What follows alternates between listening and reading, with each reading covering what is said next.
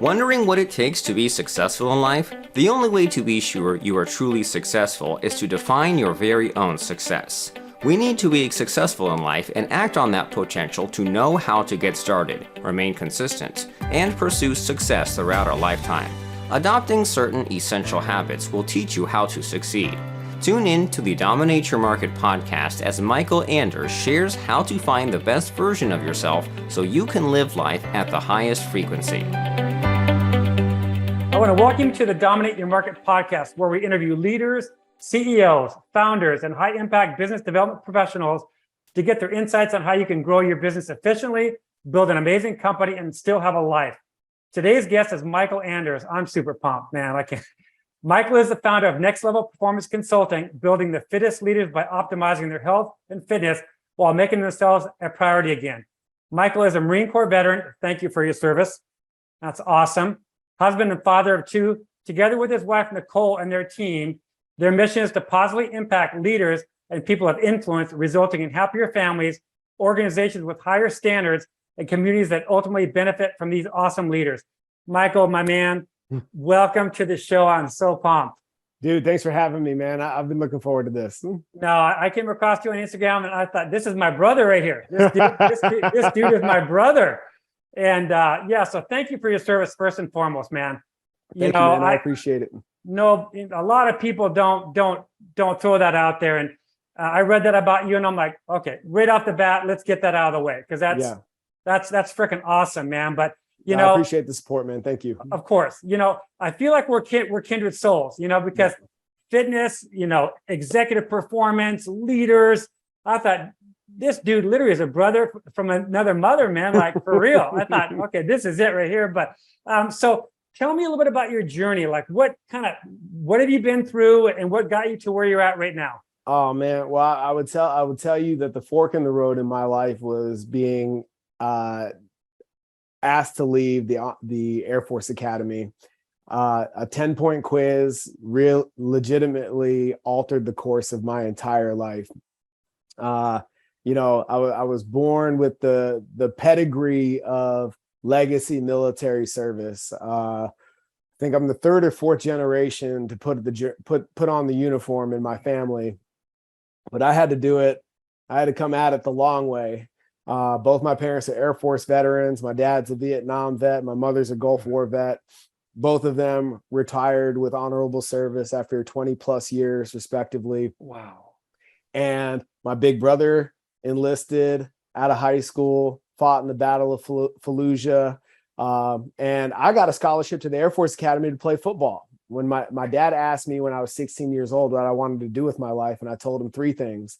I wanted to play D1, I wanted to finish it, get a degree, and I wanted to serve as an officer. Well, the service academy of any sort is all of that wrapped up with a bow. So I went and got behind the 8-ball, got lazy, let my ego do the walking, and cheated on a 10-point quiz, and threw myself upon the mercy of the court, went through the honor process, and they decided that I was no longer fit to be at the Air Force Academy and gave me the boot. And that really altered the trajectory of my life. But I would go on, while I was at the academy, my first mentor in fitness and conditioning, Alan Hedrick, gave me all the X's and O's of the off season. And like I know, having been a Division I athlete, it's very cut and dry what talent looks like. Oh boy, yeah. And who's going to the next level, or who has the potential for it and who doesn't. And as I give my talk now, I'm the effort guy. In the Malcolm Gladwell sense of mastery, if it takes 10,000 hours to achieve it, I need 10,001, right? I'm the first to every drill. I'm pulling the all-nighters, and I'm the first one up. That being said, I went on to get my degree in my undergrad in health and human performance, and I spent 2 years as a strength and conditioning coach and personal trainer in Dallas. At which point, one of my partners in training invited me to a soccer game. He played for Central Arkansas, and they were playing SMU. And I remember that game was the first time since leaving the academy I had stood for the national anthem, because all of that pomp and circumstance occurred during our pregame in the locker room when I was at East Texas State. And I remember standing there, body locked, at attention, and in that moment, reconciling with myself that I had a chapter left unfinished in my life. So the very next day, I on company time, because I was living on the dollar menu in a 600 square foot apartment on my hustle from 5 a.m. to 9 p.m. in the gym, trying to build my clientele and just really, can I cuss? Yeah. Bring it. Just really trying to unfuck my life. And I submitted questionnaires for officer candidate school for the Marines, the Army, and the Air Force. Damn. And in typical Marine Corps fashion, Captain Jesse Pletz was the first one to call me back. And this is October of 2007. The day after Christmas, I'm at my mom's house in Nashville, Tennessee, and I get the word from Captain Pletz. Says, don't unpack your shit, keep pushing east. You check in on January 18th. Ooh, baby. Now, that my brother, who's the embodiment of what talent looks like when it works hard, was on Nick Saban's first national championship team in Alabama. Wow. I'm home in Tennessee. They're playing a bowl game in Shreveport, Louisiana on New Year's Eve. We drive down, watch the game. Everything's all good. They win. And then we go out gambling, have a good old time with the family. And my dad goes to sleep and never wakes up. Oh, He passes in the night. And the last words I got to say to him was, I love you. And that's something that stayed with me my entire life since, in that if there's do not leave anything left unsaid.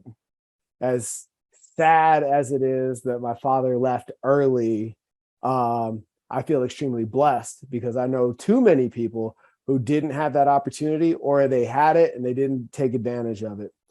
So we bury him a couple of weeks later, and I'm just listening to my mother cry herself to sleep after losing her best friend and father of her children for the past 28 years.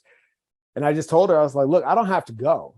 I can plant roots here in Nashville. You know, I've got this training thing figured out. Like it's nothing for me to start over. And my mom, she is the embodiment of what a strong woman. I got one of those. Looks like. And she says, you would resent me if I told you to stay. You need to go and live your life. And with that, I pushed on to Quantico, and 3 months later, commissioned as an officer in the Marines. I was an air traffic control officer and ran UAV operations in Afghanistan in 2010. And, you know, I was just really blessed with awesome leadership in the Marine Corps. And I can remember, I'll never forget Lieutenant Colonel Barenko doing a wellness check while we're on mission. And he sees this schematic. I'm studying for my CSCS. I've got the schematic of a gym that doesn't exist, you know, like all the way down to like, you know, there's 6 feet between these two benches. And he's like, what's that? And I was like, well, that's the dream, sir. And short story longer, he asked me, he's like, when are you going to do that? I was like, well, I think I'm going to stay in for one more tour and then go ahead and make this happen. And he gave me the push. He said, if you really want to make that happen, another tour isn't going to serve that mission. Ooh. And spoiler alert, the big green machine doesn't need you. Ooh, jeez. And wow. Whether you're here or not, the mission continues. You need to go do that. And I'll never forget these words. He said, you will do more for the Marine Corps by being successful there than you will if you stay in uniform. Oh, man. Jeez. 17 months later, I was out of the Marines at ASU in grad school with the intent of finishing my master's in exercise and wellness, walking across that stage, grabbing that piece of paper, and unlocking the doors to my gym. Well, like I know that the universe doesn't operate on your clock. Never. And in September, my investor showed up. I'm in my first semester of grad school, and they asked me, you ever thought about opening your own place? I think that'd be a great move for you. I was like, of course. Well, that's the dream. She's like, well, let's sit down and have coffee. So we do that. She writes me a check, and I waffle. And I hesitated.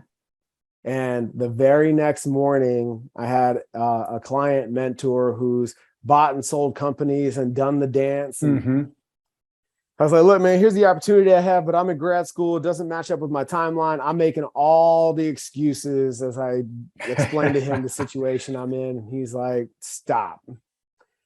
When was the last time somebody offered to make your dream come true? And I said, never. I'm the effort guy, right? Like, I've had great mentorship and I've benefited from really great coaching, but like, it's always been on my shoulders. He's like, when do you think it's going to happen again? I don't know. He's like, look, dude, you're going to figure it the fuck out. And the one that's not important will take care of itself.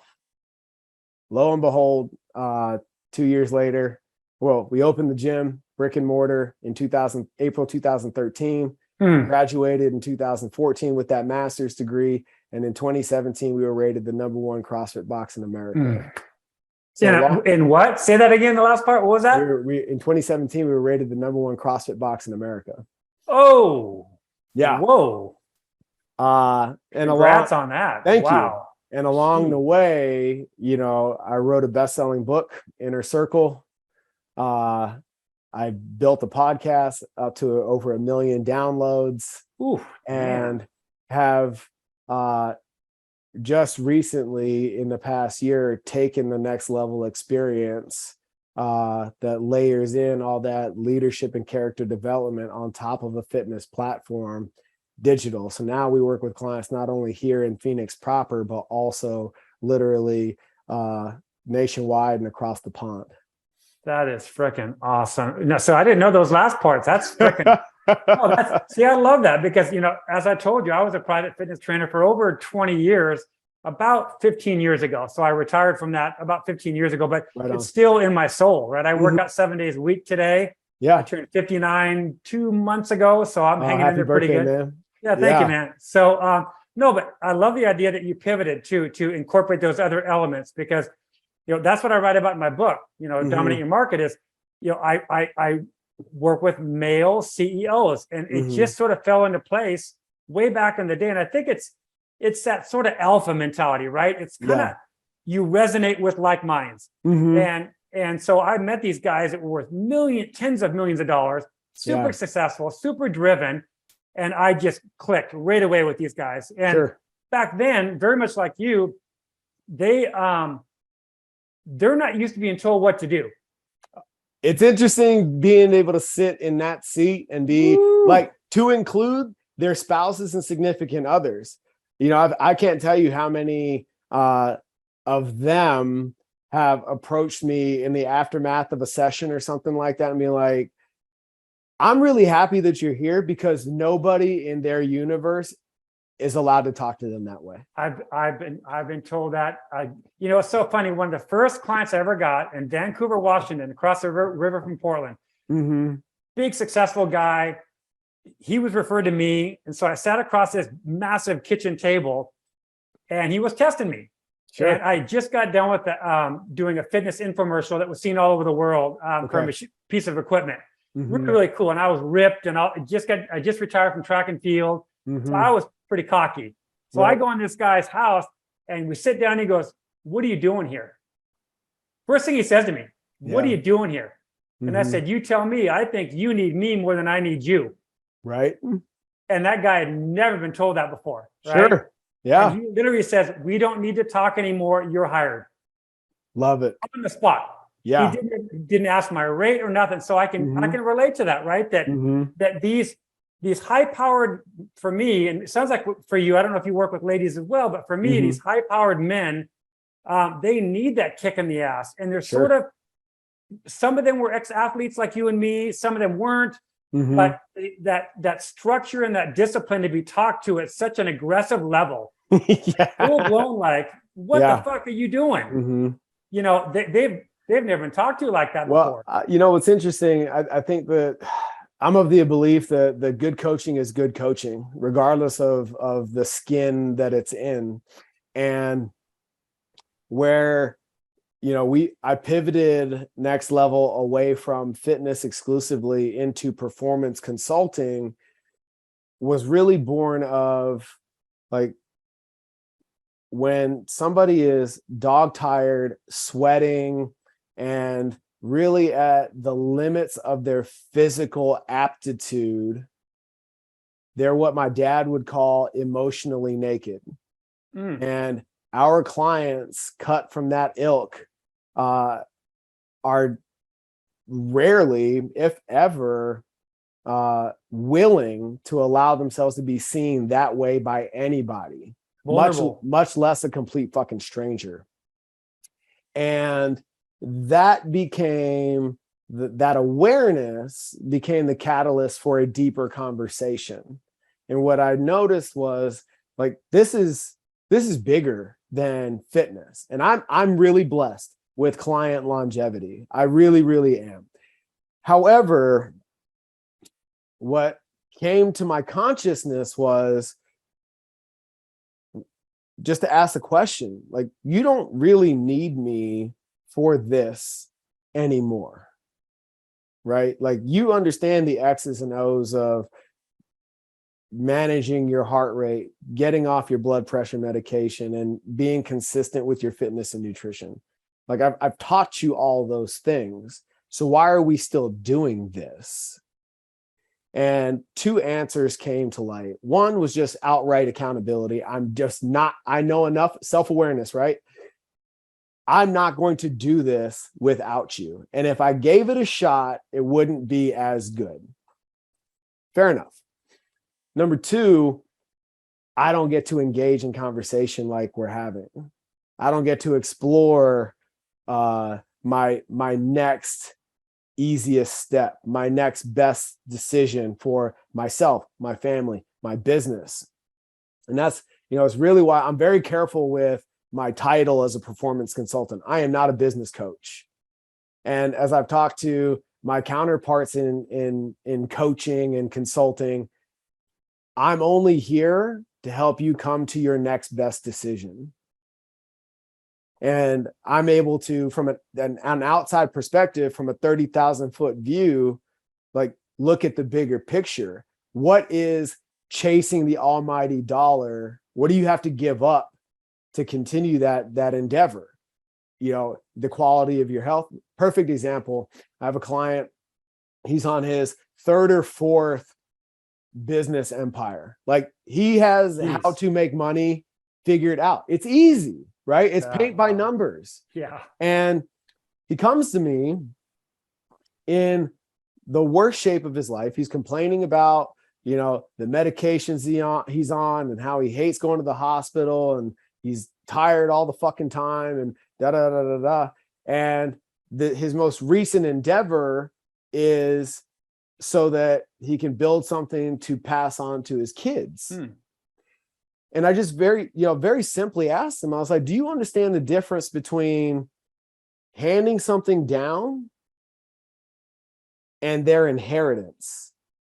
Because right now you have one foot in the grave and the other on the banana peel, and you're positioned for your kids to inherit this business, not for you to pass it down. Oh boy, that is powerful, dude. Jeez. So if we don't get some momentum behind this physical fitness thing, you're screwed. Everything that you're building is for naught. Not because it's not going to be successful, but because the transition of wealth you will not be in control of that. And just like your clients, he's like, dude, sign me up. I'm picking up what you're laying down. Let's make this happen. To date, he's down 40 pounds off all of his medications. And not only is his business thriving, he's got so much more energy than he's had in the last 20 years. He's now able to coach his kids Oh, in sweet. the business. And Sweet. he's in proactive pursuit of handing it over. It's super fucking cool, man. You know, it's interesting because I think a lot of CEOs, they're so driven to be success. I just did a post about this yesterday. They're so driven for success. And in our society, a lot of men, we define ourselves by our success, right? And some men go to the point of toys and cars and boats and all of that stuff, right? That's how they define themselves, right? Because they're empty in other aspects of their life. Yeah. So they need the car, the this, the that, whatever, right? And I think even from a women's standpoint, women see right through that, right? It's like, come on, dude, come on, like get your shit together, right? So, but it's interesting because I think a lot of these high driving men, that's all they identify with.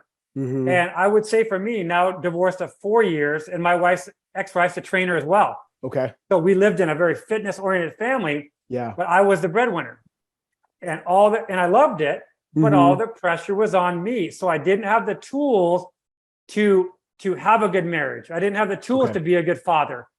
I didn't. And that's not an excuse. I just was busy cranking. Yeah. And, you know, it's so funny. I think on the last podcast, I talked about this where when my wife served me papers and I moved out of the house, the next 6 months, I was self-reflecting so intensely that and she will vouch for this. I probably sent her 200 apology text messages in 6 months. Yeah. 200 of them, dude. Sure. Like where I would look at a scenario and go, God, I was a fucking dick. Next one, God, I was a dick. Yeah. And every time I thought of one, text. Yeah. Text. And she's like, what is this? And it was kind of funny because it almost is like that temptation of her seeing me changing. Yeah. But it was time. It was time, you know, whatever. Yeah. Right. But that goes back to these men with, you know, that are very, very sort of one-sided success. Health goes away, their mental goes away, their relationships are broken. Yes. So every other aspect is broken, except they've got 20 million bucks. Right. You know, and I'm sure you see that all the time. Dude, you know, it just reminds me of this amazing breakthrough I just had with another client a couple of weeks back. We had established a pattern where, you know, they did the, you know, just like so many others that are on the hamster wheel of fitness, the yo-yo thing, lose weight, gain it, lose weight, gain it. But like his case was a little unique for how extreme it was. At one point, he had lost over 100 pounds. Ooh, geez. You know, and just based on the story that he was telling me, you know, like a normal crash for him was, you know, in the 20s and 30s. You know, and this is just a reoccurring pattern in his life, you know, from his early 20s to now. And, you know, for the work that we do at Next Level, like I'm always, you know, myself and my team are in the active practice of just asking one more question. Ask one more question. And I'm poking and prodding. I'm like, where is this coming from? What is the deal? And we finally get, you know, 7 whys deep, and he's like, I'm just not comfortable in my own skin. Ooh. I'm like, well, what do you mean? And he says, when I achieve a certain level of fitness, I don't know how to relate to the room. And I found that just perplexing. And I wanted to understand more. And he says, guys like you just naturally fit in. I was like, well, what do you mean, guys like me? You're tall, you're confident, you're in shape. And I'm not being braggadocious here. No. He's like, you obviously, you know, you have your shit together. And you know, like I know, like we all have our shit. It's just different shit. Yeah. You know? And, you know, as much as I wanted to jump in that boat of misery with him, you know, through empathy, was like, no, this is a moment for hard coaching. And this specific conversation and those like it, I think, are what make coaches worth their salt or not, is your willingness to either push a little further or let them off the hook. And that's the difference between everlasting results and a temporary fix. So I had to have what I call a brave coaching moment and make a decision. I can poke a little bit further, or I can just let them off the hook and be like, you know what, dude, it's all good. It's all going to work out, you know? And I opted for the former, and I helped him understand this reoccurring pattern that he was aware of, but he wasn't necessarily accepting that it was a reoccurring pattern. Oh man. Right. And taking it even further with him, I was like, what are you not dealing with? Because once you've achieved a certain fitness level, whether you've lost 40 pounds or 100 pounds, once you're here, it seems to me that not having that issue only leaves the other shit left. And you've been using, and I posted about this the other day. I was like, your weight is your suit of armor. And whether it's conscious or subconscious, you're allowing yourself to get out of shape so that you can then focus on this tangible aspect of physical fitness and not deal with these underlying issues. Damn. And you're creating this negative feedback loop of self-sabotage. And it's really what it is avoidance behavior. Yeah. So what are we avoiding? And now we're doing incredible work beyond his physical fitness and really, really moving the needle for his self-efficacy, his self-worth, and his self-image. And man, he is crushing it. If he knew how to work a room before just by, neuro-linguistic programming and the X's and O's of body language, now he is standing in his truth and putting that into practice. And that you cannot fake. It's interesting because even in my book, I talk about this, but a lot of these CEOs don't understand the link between, your health, your physical fitness, your mind, and your body. Yeah. It all ties together. And I think when you lose yourself on the fitness side of it, you've gained 30 or 40 pounds, you can't even walk up a flight of stairs. Your doctor literally tells you ain't going to be around in the near future, right? Yeah. I'm like, come on, man. I got a company to run, right? Right. And they blow it off. Well, I have had clients that in the past in fitness, again, I'm not in fitness anymore, but that had friends that died. Sure. Like that. And they were also CEOs because everybody kind of travels in the same circles. Sure. And I said, well, tell me how you felt about that when that happened. But how'd that make you feel?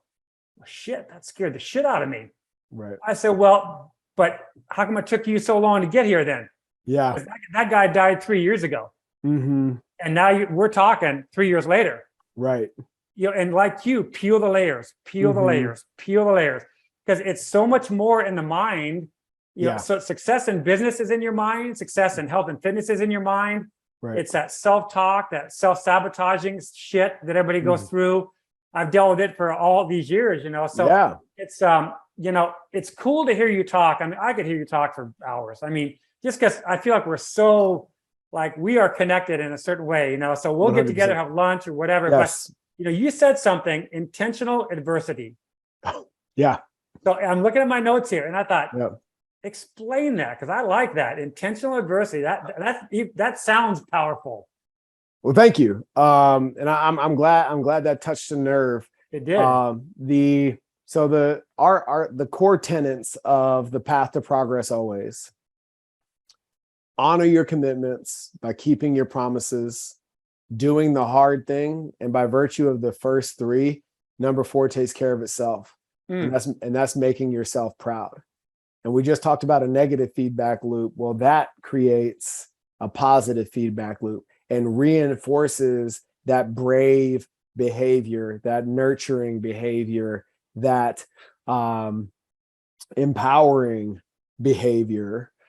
And all of that lies on the other side of confronting fear, doing hard things. I just, the reason we're talking today and not a couple of weeks ago is because I just got back from Africa. Me and three of my buddies that I deployed with in 2010, we get together every other year and we do something crazy. And this year we climbed Kilimanjaro.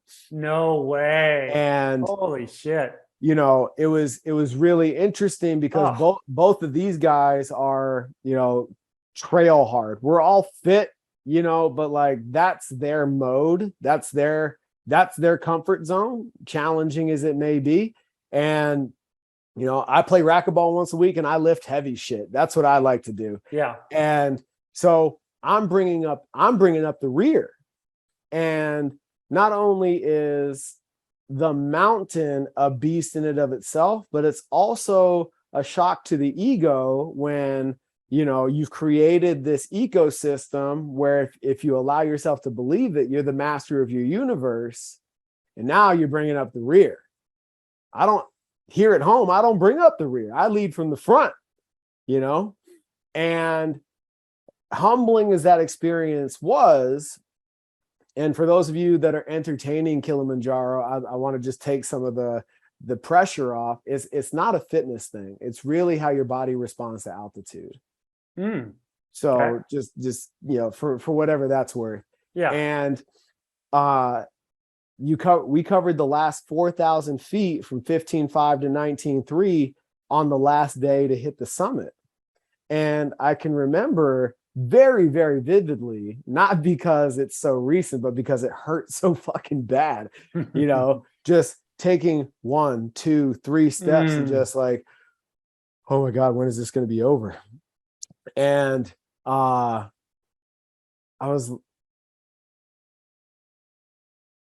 ironically enough, you're so high up that you're, weirdly enough, a quick segue because to make this make sense.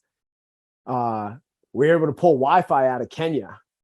So, you know, so I'm texting back and forth with my wife, and you know, just to really bring this intentional adversity thing home. Wow. My son was born with a recessive condition that my wife and I are both carriers for, and he has a propensity to develop kidney stones. And when he was 3, what we didn't know, as soon as he came out of the womb, he has started building these stones. And when we got to the point in his infanthood for potty training, a stone had made it out of his kidneys and into his bladder. So when he's standing upright, you know, if your bladder is a funnel, the stone sitting on top of the funnel, excruciating pain, right? But then he lays down to go to bed and the floodgates open. But he's 2.5, 3 years old. He can't explain what the fuck is going on, right? So it's a very painful process. Well, eventually we end up taking him to the hospital and they pull out a stone this big out of my 3-year-old son's bladder, you know, in like a 3-year-old C-section essentially. And you know, for those of you that have done any like psychological research or entertained just the study of psychology, he's become married to that trauma, right? And we have a lot of naturopathic individuals in our circle. We're trying to work we're in a process now where we're trying to work the tissue to give him more Kegel control, pelvic floor control, and manage his bladder better, right? And kicking and screaming, absolutely not. Do not touch the scar. Well, I got a cold tub at the house, and I've invited him into that experience under the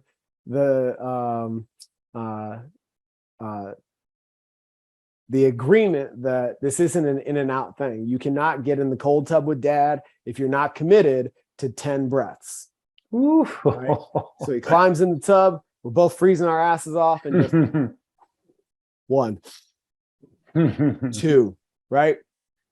And so we start this practice a couple of months ago, and I head off to Africa. Well, at one of these reception points, Nicole, my wife, sends me a video from the car. They're just leaving the doc's house. And she's like, Tristan, tell daddy the good news. And he's like, Dad, I let Dr. Drake work on my scar for a whole minute. And I'm just in blubbering fucking tears. You know, I had a moment where, one, I was so damn proud of him, but also I was upset with myself for, you know, missing the equivalent of his first steps, right? That's such a huge breakthrough for him, right? And it's so that's cool, brave of him. And he goes, as he's telling me the story, he's like, Dad, just like the cold tub, I just took deep breaths. That is awesome. So the thing that we were doing at home freed him up to get the work that he needed over here. And I'm in Africa. And in that moment, I was like, man, if you're going to miss shit like that, you better make this fucking worth it. Oh boy. You better make it to the top and have a story to tell. And that's exactly what I'm talking about. Because the other part of fatherhood for me is showing my children what it is to have a life well lived. And I don't want them to ever grow up thinking that they were the excuse for all the things daddy did not do. Oh boy. Yeah. Wow. That's big. And so with that,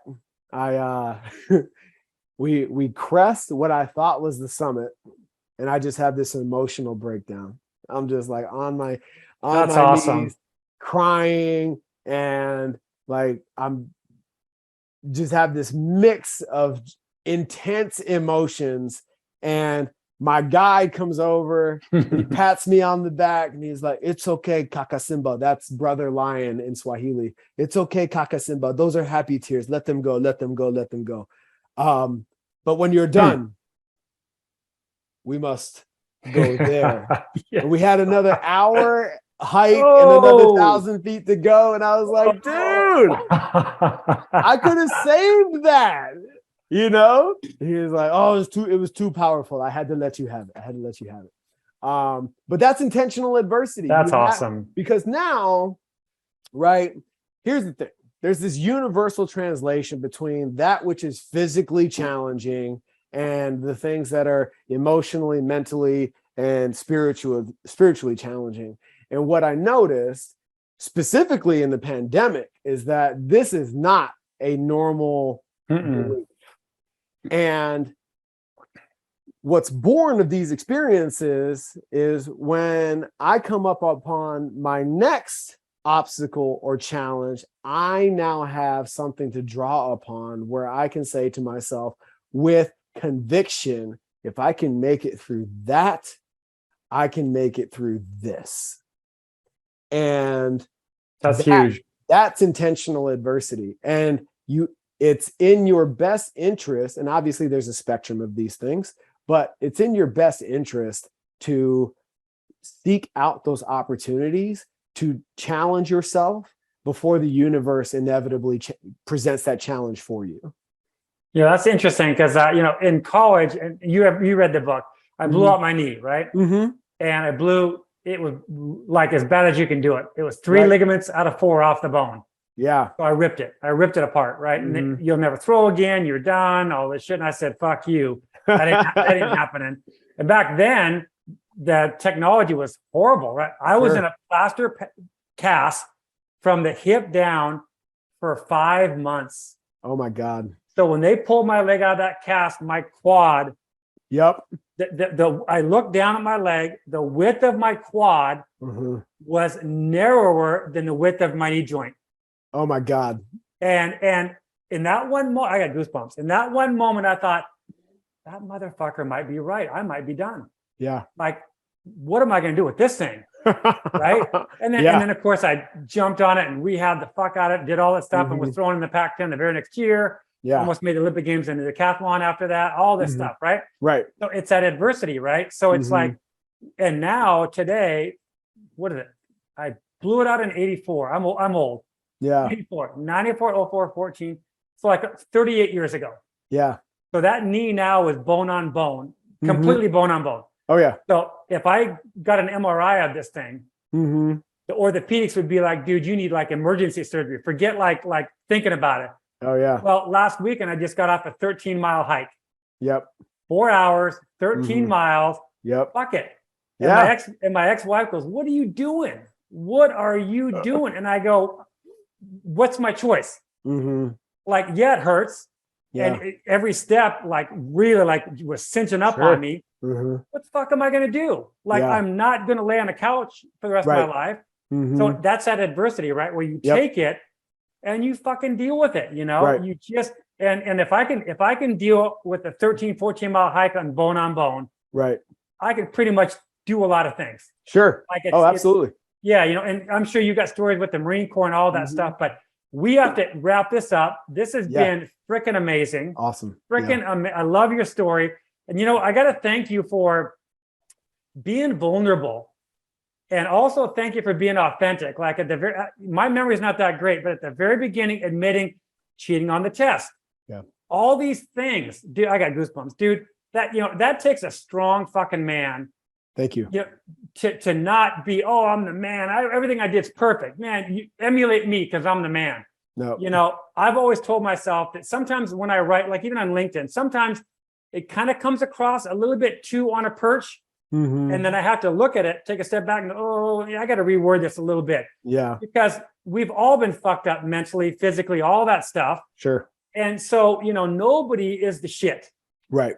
Nobody is the shit, right? So by you being vulnerable was freaking impressive. I think a lot of people can take a lot away from that, where you got to own your shit, man. Yeah. Look at the mirror every fucking morning and own your shit. Yep. Right. So I do appreciate you for that. If anybody wants to find out about you, got online, you got all this stuff. Yeah. But give me all your info. Yeah, sure, man.